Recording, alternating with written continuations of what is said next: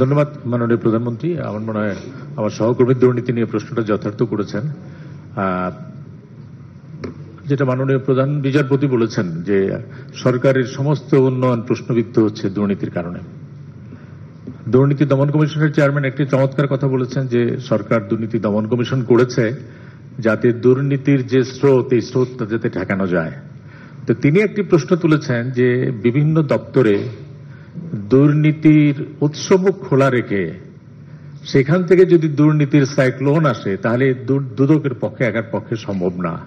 এবং তিনি আরেকটি কথা বলেছেন যে দুর্নীতি যারা করে তারা বিভিন্ন দপ্তরে, আমরা অনেক বড় বড় প্রতিষ্ঠান, আপনি যেটি বলেছেন এটা ধন্যবাদ জানাই, যে অনেক প্রতিষ্ঠান এরকম মনে করে যে তাদের দুর্নীতি সম্পর্কে নিউজ করলে পরে সাংবাদিকরা ভাবমূর্তি ক্ষুণ্ণ করছে, কিন্তু আপনি বলছেন যে না, সেটা ঠিক না, ভাবমূর্তির প্রশ্ন না, সত্য যদি হয় তাহলে আমরা বিচারটা নেব। তা আমরা দেখেছি সাংবাদিকরা চেষ্টা করেছেন তাদের দিক থেকে যতটা সম্ভব, কিন্তু আমরা দুইটি তিনটি জায়গায় দেখছি যে তথ্য প্রবাহের ক্ষেত্রে একটা ঘাটতি হচ্ছে, যার ফলে সাংবাদিকরা কাজ করতে পারছে না। একটি হচ্ছে যেমন রপ্তানি আয় নিয়ে একটা মানে সমন্বয়হীনতা, বাংলাদেশ ব্যাংক, এপিবি এবং কি বলে এনবিআর, এটি আপনার মাননীয় উপদেষ্টা মহোদয় বলেছেন। তো এটি নিয়ে যখন সাংবাদিকরা প্রশ্ন করতে গেল তখন দেখা গেল যে সাংবাদিকদেরকে প্রকৃত তথ্য দেওয়ার ক্ষেত্রে বারিত করা হলো। বাংলাদেশ ব্যাংক, কেন্দ্রীয় ব্যাংক, তারা আগে রেগুলার একটা তথ্য দিত, তারা এখন একটা পিরিয়ডিক টাইম অনুযায়ী এই তথ্যগুলি দিচ্ছে না, যেটি সাংবাদিকদের প্রতিনিয়ত দরকার। আর কাজে একটি জায়গায় যদি তথ্যের ভিতরে ঘাটতি থাকে, তথ্য যদি সাংবাদিকরা না পায়, আপনি যুগান্তকারী একটা আইন করেছিলেন, আমাদের তথ্য অধিকার আইন, আমরা এই আইন প্রক্রিয়ার সঙ্গে সংযুক্ত ছিলাম, এবং সেখানে কিন্তু কতগুলি সুনির্দিষ্ট জায়গা ছাড়া বাকি তথ্যগুলিকে অবারিত করার চেষ্টা করা হয়েছে। কাজে আপনি যেভাবে যে মানসিকতা নিয়ে বললেন যে ভাবমূর্তি প্রশ্ন না, আপনি যখন বাংলাদেশে স্বাস্থ্যের, আপনি করোনা নিয়ে সমস্ত চ্যালেঞ্জ মোকাবেলা করছেন, তখন স্বাস্থ্যের ক্ষেত্রে নড়বড়ে অবস্থাটা আমরা দেখলাম।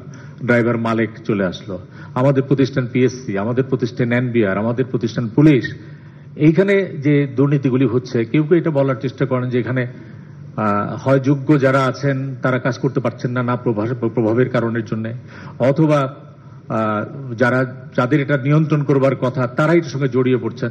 কাজেই ঘটনা বের হওয়ার আগে যদি, যেটি দুদকের চেয়ারম্যান বলেছেন যে দুর্নীতির উৎসমুখ বন্ধ করবার জন্য আপনার প্রশাসন বা আপনার দল বা রাজনৈতিকভাবে প্রভাবশালী বা অন্যভাবে প্রভাবশালী যারা আছে তাদেরকে নিয়ন্ত্রণ করবার জন্য অভ্যন্তরীণভাবে আপনি কিছু করবেন কিনা? কথা হচ্ছে আসলে দুর্নীতিটা তো নিচের দিক থেকে বেশি হচ্ছে, এটা হলো বাস্তবতা। তার উৎসমুখ, সেটা কোন জায়গায় কোন উৎসমুখ কয়টা খুঁজবেন। আর তথ্য ব্যাপারে যেটা বলবো যে এনবিআর যখন তথ্য দেয় সে হিসাব করে তার ট্যাক্স কত আসলো, ওইটা বুঝে বলে। আর আমাদের এসব থেকে বাণিজ্য থেকে যখন বলে তখন তারা কতটা রপ্তানি করতে পারলো সেটা বলে। তা আজকে আমি যে একটা আপনার জানেন যে একটা কর্মসূচিতে আমি ছিলাম, তখন আমি বাণিজ্য মন্ত্রীর সাথে কথা বললাম। আমি বললাম যে অন্তত পক্ষে এই যে তোমাদের একটা হিসাব যে আমার এত রপ্তানি হলো, আর এনবিআর হিসাব করা দেখে যে তার ট্যাক্সটা কতটুকু, রাজস্বকে কতটুকু পেলো, ওইটা কম হলে সে মনে করে যে কম হলো। বিষয়টা তো সেরকম না, এটার একটা সামঞ্জস্য থাকা দরকার। কাজে ওটাকে ওইভাবেই দেখতে হবে যে এনবিআর তার ট্যাক্স কত পেলাম বা রাজস্ব কত পেলাম সেইটার হিসাব নিয়েই সে বেশি থাকে। আর বাণিজ্য মন্ত্রণালয় ভাবে যে না, তাদেরটাই ঠিক। তো এটা আজকে আমি কথা বলে আসছি, ওই যখন আমি ওই যে যারা রপ্তানি ট্রফি দেওয়ার সময়, যে এটা নিয়ে তারা বসবে, বসে একটা জায়গায় আসবে যে এরকম দ্বন্দ্বটা যাতে না থাকে সেটা। আর একটা হচ্ছে যে স্বাস্থ্য থেকে শুরু করে সব জায়গায় দুর্নীতিতে এমন পর্যায়ে ছিল যে কোনো কাজই তো করা যেত না। সেক্ষেত্রে ধীরে ধীরে তো আমরা অনেকটা সহায় নিয়ে আসছি। আর কোভিডের সময় বিষয়টা ছিল, সত্যি কথা বলতে কি, আমাদের কতগুলি নিয়ম আছে, একটা জিনিস কিনতে গেলে টেন্ডার দাও, তারপর সরকারি টাকা, ওইগুলি করতে গেলে পরে তো রুগী বাঁচানো যেত না। তখন আমাকে কতগুলি সিদ্ধান্ত নিতে হয়েছে তখন, যেটা ওই সমস্ত দরকার নাই। আমার এখন সিরিঞ্জ কিনতে হবে, এখন যদি আমি টেন্ডার দিয়ে যাই তাহলে ভ্যাকসিন দেবো কবে? আমি সোজা প্লেন পাঠিয়ে দিয়েছি, কোথায় পাওয়া যায়? ছোট সিরিঞ্জ লাগবে, পাওয়া যায় না, বড়টা দাম বেশি। আমি হোক দাম বেশি, আমার এক্ষুনি দরকার, কাজে আমাকে আনতে হবে। আমি 3 দিনের মধ্যে আমি প্লেন পাঠালাম, যা প্লেন কিনে নিয়ে 4 দিনের মধ্যে 5 দিনের মধ্যে আমি নিয়ে আসলাম। এখন যদি ওটার উপরে দুর্নীতি ধরতে চান ধরতে পারেন, কিন্তু তখন আমার কাছে ছিল মানুষ বাঁচানোটাই হচ্ছে ফরজ। মানুষকে আমি কিভাবে বাঁচাবো? আমার ভ্যাকসিন কিনতে হবে, ভ্যাকসিন বুকিং দিতে হবে, সরকারিভাবে করতে গেলে দীর্ঘ সময় মানে ইয়ে করতে হবে, টেন্ডার করতে হবে, টাকা দিতে হবে, হ্যানো তেন। আমি কি করবো? আমি ভ্যাকসিনগুলোকে বললাম যে এত টাকা আগে ডিপোজিট দিয়ে বুকিং দিতে হবে। প্রাইভেট সেক্টর দিলে সমস্যা নাই, টাকা আমি দিয়ে দিচ্ছি, তো বুকিং দাও। আমি বুকিং দেওয়ালাম। ভ্যাকসিন রাখার জন্য আমার ফ্রিজার দরকার, -70 বা 75 এই ধরনের ফ্রিজার আমার অভাব। একমাত্র কিছু কিছু ফার্মাসিউটিক্যাল আছে, সেটা তো এনাফ না, এখন আমাদের কিনতে হবে। আমি এখন টেন্ডার দিয়ে কিনতে গেলে কত সময় লাগবে? আর সোজা অনলাইনে বুকিং দিয়ে কোথায় পাওয়া যায় প্লেনে করে উঠায় নিয়ে চলে আসবে।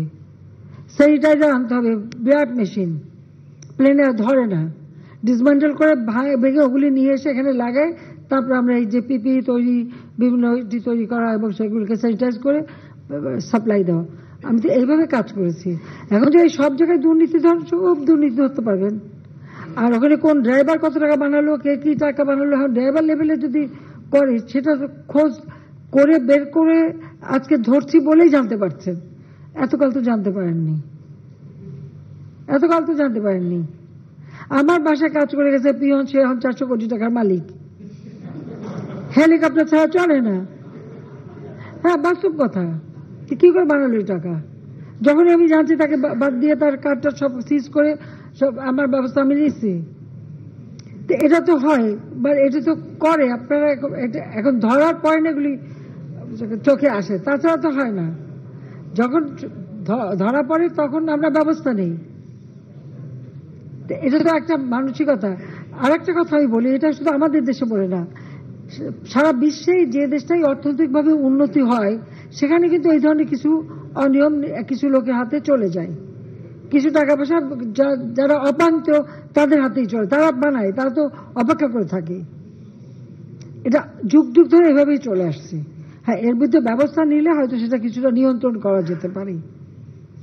আর সাংবাদিকরা তথ্য জোগাড় করে এক জিনিস, আর ফাইল চুরি করা আর এক জিনিস। এখন আমি ভ্যাকসিন কিনবো, আমার সেখানে নেগোসিয়েশন হচ্ছে, জরুরি পেপার, আমার অফিসার দিন রাত 24 ঘন্টা কাজ করছে, কাগজ ফাইলটা রেখে কেবল একটু বাইরে গেল, অমনি আপনাদের এক স্বনামধন্য পত্রিকার এক সাংবাদিক ঢুকে সেই কাগজ চুরি করতে গেল। অফিসার এসে ধরলো, সে সেটা নিয়ে গেল বাথরুমে আটকাতে, সেখান থেকে তারা বের করা হলো, সে ঢুকালো তার শাড়ির ভিতরে, সেখান থেকে টেনে বের করলো, সেটা বিরাট অপরাধ হয়ে গেল। সে যে ফাইল চুরি করতে গেল এটা কোনো অপরাধ না, সে জন্য কোনো একটা বড় দেশ তাকে পুরস্কারও দিয়ে দিল, ফাইল চুরির জন্য পুরস্কার পেল। এটা কি দুর্নীতি, ডাকাতি, চুরি, কোনটা? কি ডেফিনেশন দেবেন বলেন আমাকে, কি ডেফিনেশনটা আছে? এই ঘটনা তো ঘটে, এক ঢুকে এই রুম ওই রুম, এই ঘর ওই ঘর, অফিস টফিস সব নিয়ে। এবং এটা যে নতুন একবার করছে, এর আগে আরেকবার, সেটা হচ্ছে নৌপরিবহনে ঢুকে ধরা পড়ার পরে মুচলেখা দিয়ে বেরোয় আসলো, যে আবার আরেক জায়গায়, তারপরে হিরো হয়ে গেল, হিরোইন হয়ে গেল। ঘরের মধ্যে বসে বলতেছে এই হচ্ছে ওই হচ্ছে ওই হচ্ছে, ধরা পড়লো, হিরো হয়ে গেল, অমনি এক বড় দেশ থেকে পুরস্কার পেল, এখন আন্তর্জাতিক খ্যাতি সম্পন্ন হয়ে গেল। যাবো কোথায়, কোথায় বলে আমাকে? অথচ একদম ভুয়া মিথ্যা রেকর্ড করে ছেড়ে দিচ্ছে। আর একটা মনে আছে, একজন বলে তাকে মানে ইয়ে করা হচ্ছে, তার উপরে আসলে অত্যাচার হচ্ছে, হ্যাঁ হচ্ছে, কোথায় দাঁড়ায় করছে? রাস্তায়। ওখানে আবার একটা সাইনবোর্ড, তাও দেখা যাচ্ছে, লাইট পোস্টও দেখা যাচ্ছে। সে ওটা তার মাথায় নাই যে যেখানে দাঁড়াচ্ছে গাড়ি থেকে অন্যটা ফেলে দিয়ে বলো তাকে নাকি এরকম করা হচ্ছে, কিন্তু পিছনে যে ইয়ে লাগানো সাইনবোর্ড আর ওখানে যে লাইট পোস্ট সেটা তার খেয়াল ছিল না, ধরা পড়লো। ওই ধরলাম কেন, সেটা অপরাধ হয়ে গেল, সেও পুরস্কার পেয়ে গেল। আমি ছেড়ে দিচ্ছি পরে অবশ্য, কিন্তু পুরস্কার তো পেয়ে গেল। তো এই তো মানে বিবেচনা। তা আমি যাবো কোথায়?